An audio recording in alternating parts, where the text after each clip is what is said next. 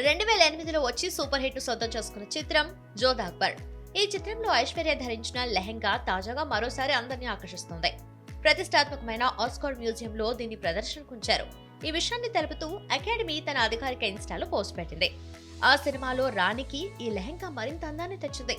వెండి తెరపై ఎంతో మందిని ఆకర్షించిన ఈ లెహెంగాను ఆస్కార్ మ్యూజియంలో ప్రదర్శించనున్నామని, ఇది చరిత్రలో నిలిచిపోతుంది అని అకాడమీ తన పోస్టులో పేర్కొంది.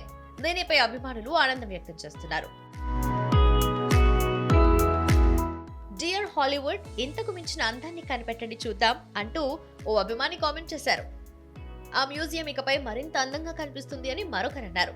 అకాడమీ మ్యూజియంలో కనిపించనున్న మొదటి ఇండియన్ డ్రెస్ ఇదే కావటం విశేషం. దీంతో ఈ లెహంగాను రూపొందించిన నీతాలుల్లా పనితీరును పలువురు ప్రశంసిస్తున్నారు. 2008లో విడుదలైన జోధా అక్బర్ సినిమాలో అక్బర్ గా హృతిక్ రోషన్, జోధా రాణిగా ఐశ్వర్య రాయ్ కనిపించారు. ఈ చిత్రంలోని నటీనటులు ధరించిన దుస్తులు అప్పట్లో అందరినీ ఆకర్షించాయి. ఏఆర్ రెహమాన్ అందించిన సంగీతం సినిమాకు అదనపు ఆకర్షణగా నిలిచింది. ఇక ఐశ్వర్య రాయ్ చివరిసారి మణిరత్నం దర్శకత్వంలో వచ్చిన పొనియన్ సెల్వన్ 2లో కనిపించారు. ఈ సినిమాలో నటనకు ఆమె ఉత్తమ నటిగా సైమా అవార్డును గెలుచుకున్నారు. తన భర్త అభిషేక్ తో కలిసి మణిరత్నం దర్శకత్వంలో నటించనున్నట్లు కొన్ని రోజులుగా వార్తలొస్తున్నాయి. ప్రస్తుతం ఈ ప్రాజెక్ట్ చర్చల దశలో ఉన్నట్లుగా తెలుస్తోంది.